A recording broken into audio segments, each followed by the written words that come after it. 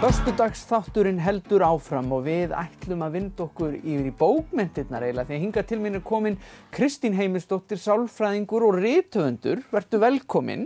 Takk fyrir. Þú varst að gefa út þessa nýju bók, Sagan af því þegar Grýla var ung og hvers vegna hún varð illskeytt og vond. Já. Sem framhald af Sagan af því hvers vegna jólasveinarnir hættu að vera vondir sem kom út í fyrra. Bara til hamingju með nýju bókina og hvernig kom það til að þú fórst að skrifa þessi þjóðlegu minni og jólaminni? Já, takk fyrir. Það var nú þannig að þegar ég eignaðist mitt fyrsta barn árið 1999 þá fór ég að lesa mikið fyrir hann, jólasveinasögur og svona. Og þá fór mér að finnast vera svona ákveðin skekkja í því hvernig jólasveinarnir birtast okkur. Við eigum þess að 13 gömlu, skítugu, þjófóttu kalla en þeir mæta svona í fínum, rauðum fötum og eru góðir og skemmtilegir. Og mér fannst þess að þyrfti að brúa eitthvað bil og útskýra svolítið fyrir okkur hvað gerðist þarna. Einmitt. Þannig að ég byrjaði að skrifa jólasveinabókina 2012, þá nýbyrjuð í sálfræðinámi með 4 börn og fannst bara upplætt að nota þann tíma sem ég átti í rauninni ekki til. En þannig byrjaði þetta og þetta kláraðist í rauninni 2018 þegar ég skrifaði svo undir útgáfusamning við Óðinshauga. Þá var bókin bara klár og þess vegna varð hún til og svo var hún varla komin í búðir þegar að Grýlubókin var tilbúin í haustnum á mér. Já, einmitt. Þannig að þetta en Grýlubókin gerir samt á undan eðli málsins samkvæmt. Já, hún gerist á undan þegar Grýla náttúrulega frekar svona pirrandi og leiðileg og samt ekkert rosalega vond í jólasveinabókinni. En lesendur fá alveg að kynnast því að hún erfið í samskiptum og hún vill vera illskeytt. Já. Þannig að mér fannst við kannski þurfa þá bara skýringu á því hvað gerði hana svona illskeytta því að líklega erum við öll afleiðing af einhverju sem við höfum lent í. Já, sálfræðimenturinn kannski að tala svolítið inn í það eða nýtist hún ekki í þeirri rannsóknarvinnu? Jú, það má nú alveg segja það. Maður getur náttúrulega ekki slítið sig úr samhengi við það sem maður starfar í rauninni. Þannig að jú, það má segja það. Það hefur svolítið kviknað þar. Já. Eitthvað hlýtur að hafa komið fyrir Grýlu. Einhver ósköp. Já. og svo svo skemmtilegt að það eru vatnslitamyndir í bókunum. Já, þetta eru alveg æðislega teikningar og það sem sagt ítölsk listakona, hún heitir Cecilia Latella, sem að gera myndirnar. Og það pínlítið gaman árið 2020 og það sé einhver að núti í heimi sem annað vatnslita en ekki að nýta sér alla þessa tækni í rauninni. Hún notar hana einhverju leyti en ég lenti til dæmis í því að þurfa að biðja hana að leiðrétta mynd og taka út eitt atriði sem ennur að gera pínu meiri snjó og taka pínu meira grasinu út. Og þá sagði hann, já, ekkert mál, ég bara geri nýja mynd. Og þá var ég bara, nei. Þannig að þetta auðvitað bara gert svona á gamla mátan. Og hún gerði myndirnar í Grýlubókina þegar hún var í útgöngubanni. Hún býr í Napoli, á Ítalíu, og hún teiknaði þessa myndir þegar hún var í útgöngubanni.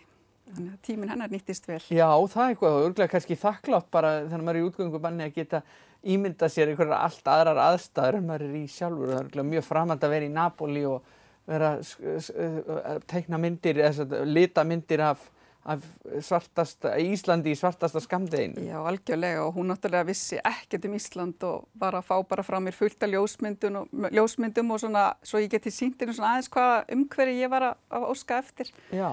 En það bara snilld og ég mun bara örugglega aldrei velja neitt annan til að teikna fyrir mig og svo hún svo yndislega líka og ég vildi óska að geti verið með mér. Já.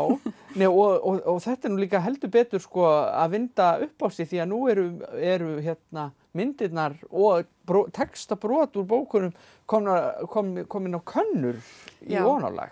Það bara frábær hugmynd og ég á eina góða vinkonu vestur á Patreksfirði sem fekk þessa hugmynd og byrjaði að búa til myndir fyrir mig á könnur og það vatt heldur betur upp á sig og ég bara með stanslausar pantanir hjá mér núna yfir könnur og já, það eru svona smá textabrot og við kannski kíkjum kannski aðeins á eina.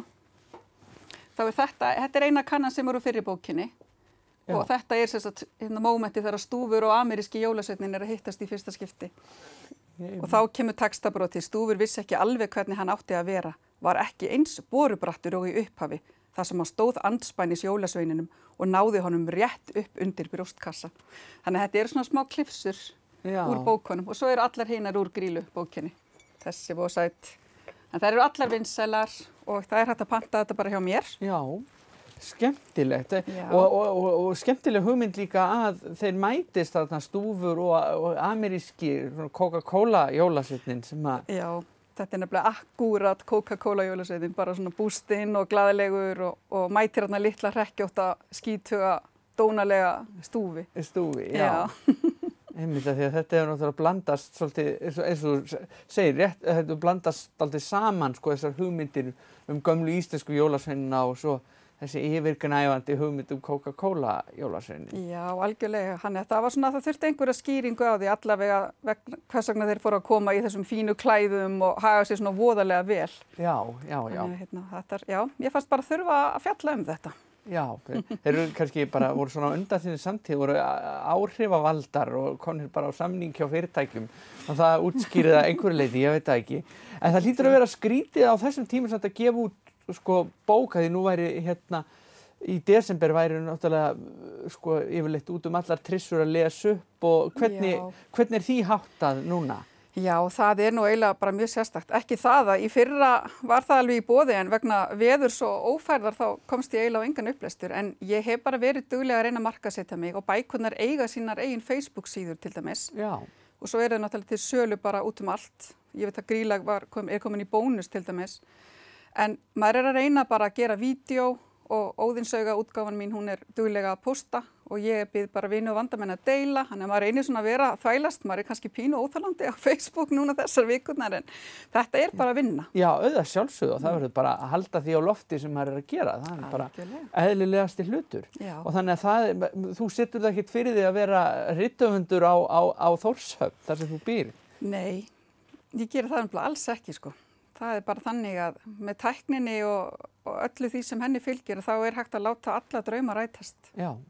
Og eins og þú sér það, teiknarinn býr á Ítalíu. Já, það engar fyrirstöður, það bara lausnir. Já, það bara lausnir í þessu. Já, frábært. Þetta ótrúlega, kannski fæði til þess að svona rétt í blá lokin til þess að lesa smá textabrot fyrir okkur úr inn í Grýlu jafnvel. Já, ég skal gera það. Spurning að velja einhvern skemmtilegan kafla hérna.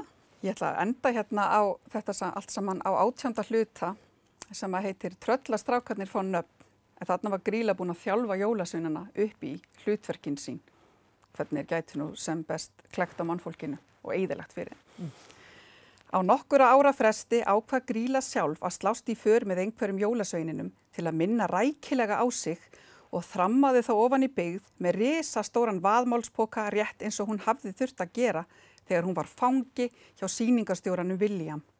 Með sína ofurheyrn strunsaði hún beint að þeim húsum þar sem óþekku börnin voru. Hún reif stundum þökin af húsunum og greip krakkana sem æptu og veinuðu af hræðslu og stakk þeim ofan í pokan. Þegar hún hafði gengið þorpið og tínt upp óþekkustu krakkana strunsaði hún með hálffullan sekkin aftur upp til fjalla á meðan angistar vein foreldrana ómuðu neðan úr þorpinu. Þetta hljómar voðalega illa. Ég get alveg skilið það. En Grýla fór ekki með óþekku krakkana upp í hellinn sinn og sauð þau í potti. Ekki þessari sögu að minnsta kosti. Svo skelfileg skepna var hún ekki, þótt ill væri. Skemmtilegt. Til hamingju með þetta og takk fyrir að koma í þáttinn. Takk innilega fyrir mig.